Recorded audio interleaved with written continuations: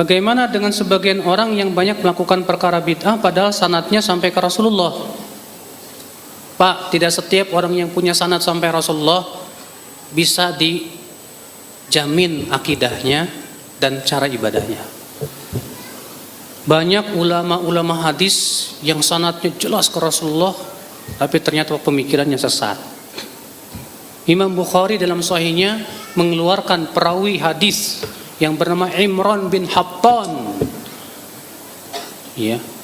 Dia punya sanad sampai Rasulullah sallallahu alaihi wasallam.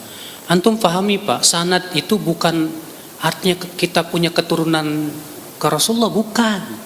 Sanad itu artinya kita punya rantai perawi sampai ke Rasulullah. Rasulullah itu sanad namanya. Paham tidak?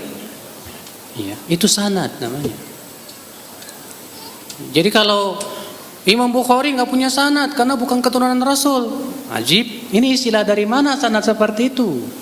Sanad itu seluruh ulama hadis mengatakan yaitu perantai perawi yang menyampaikan kepada siapa? Rasulullah sallallahu alaihi wasallam.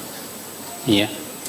Nah, ya akhal Islam, Imran bin Hattan banyak dia perawi hadis, punya sanad ke Rasulullah, tapi pemikirannya Khawarij.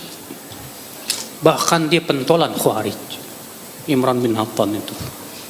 Dia tadinya Ahlussunnah, Pak. Gara-gara nikah, gara-gara jatuh cinta sama wanita Khawarij itu antik banget. Akhirnya dia nikahi, tapi wanita itu memberikan syarat, kamu harus pindah ke Khawarij. Mau? Akhirnya dia jadi pentolan Khawarij gara-gara istrinya. Makanya antum kalau nikah jangan cuma sebatas lihat cantik, Mas. Itu ini aja lah, apa namanya. Lihat, Pak. Aban bin Taglib. Apa kata Imam Zahabi? Aban bin Taglib Syi'iyun ghalin. Aban bin Taglib ini seorang perawi hadis, Pak. Tapi dia Syiah. Apa kata beliau? Tapi dia jujur, Syiah yang jujur nih. Falana riwayatu, buat kita riwayatnya, buat dia bid'ahnya. Tuh lihat. Berarti orang yang punya sanad dapat jaminan lurus nggak, Pak, pemahamannya?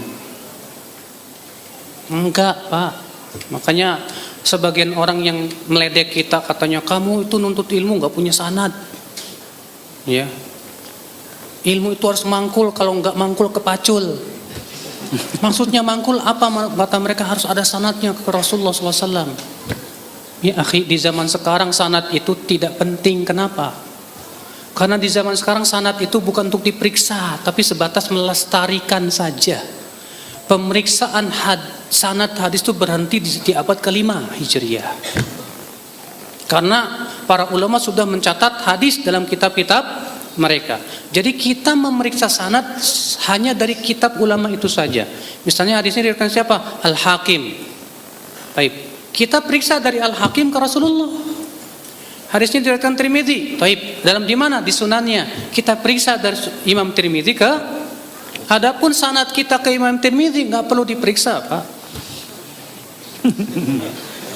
Nggak perlu diperiksa. Kedersan. Kalau di zaman sekarang harus diperiksa juga, panjang banget ini sanad. Yang kedua, siapa yang sikonya kayak para ulama dulu? Soalnya, ya. Maka dari itulah ya akhwat Islam, di zaman sekarang sanad itu hanya untuk apa? Melestarikan saja. Dan alhamdulillah saya juga punya sanad. Kalau dikatakan kata siapa Ustaz Salah nggak punya sanad, saya punya sanad. Saya punya sanad sampai Imam Bukhari. Saya dikasih ijazah oleh guru saya Syekh Muhammad ya Al-Adhami, beliau yang ngasih ijazah Sahih Bukhari. Alhamdulillah. Ya, tapi sampai Imam Bukhari. Tetap yang diperiksa bukan dari saya ke Imam Bukhari, dari Imam Bukhari ke Rasulullah sallallahu alaihi wasallam. Iya.